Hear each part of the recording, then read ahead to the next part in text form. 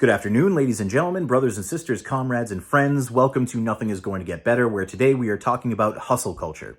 So hustle culture is the basic idea that says that if you are a poor person or you're not making enough money to make ends meet, the problem isn't that your employer is not paying you enough money. No, the issue is really that you aren't hustling enough. So we've sort of come upon this idea of a side hustle where it's really just a second job, but people are calling it a side hustle so that way there's no guilt that is sort of wrapped up around it. Because in reality, you should not have to be working a second job, but the capitalists have now designed an entirely new economy, right? We have things like DoorDash and Uber Eats and even just regular Uber where they're trying to design a new economy, a new way of making money where people are forced to work a second job. And then when they're in that second job, it's sort of, advertised to them as being a freedom, right? So you can choose to work or not work, or you can choose your own hours.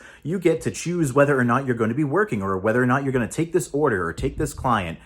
And that's all bullshit. What it really is it's just another mechanism for people who are very wealthy to be able to make sure that they are not paying you enough to survive.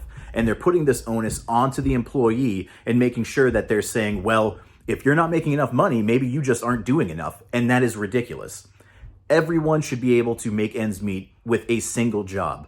There used to be a time in the United States where everyone was proud to be able to support each other in this way. We would have a minimum wage, and we would make sure that everyone was able to survive and thrive off of just something as simple as the minimum wage. So the idea was one person working in this household would be able to support themselves, support their family, be able to buy a home, be able to buy a nice car. They'd be able to afford all of the good things in life just because that is what we would want for another person. But now we've gotten into this capitalist hellscape wherein we don't want something that's better for anyone else if we're not getting it ourselves. And so we look at things like, should we have, student debt reform? Should we forgive this debt? The federal government owns 92% of all student loan debt. It would be very easy for us to just forgive that debt and allow all these young people to participate in the economy. But no, we're going to have that big pushback because it's not my responsibility that you took out the student loan debt. Everyone is too busy looking out for themselves to be thinking about what every other person needs. And then they're sort of losing sight of the fact that an economy is a grouping of millions and millions of people, and everyone needs to be behaving well, needs to be living a good life in order for that thing to work. So right now, the economy is sort of turning into shit because no one can afford to buy a house. No one can afford to buy, any kind of luxury good. The only people that can afford to buy those things are getting into a smaller and smaller group, and they're becoming the ultra wealthy. The income inequality that is happening in this country is becoming absurd, and no one is fighting to reduce the income inequality. This is why we all need to band together. We need to be organizing.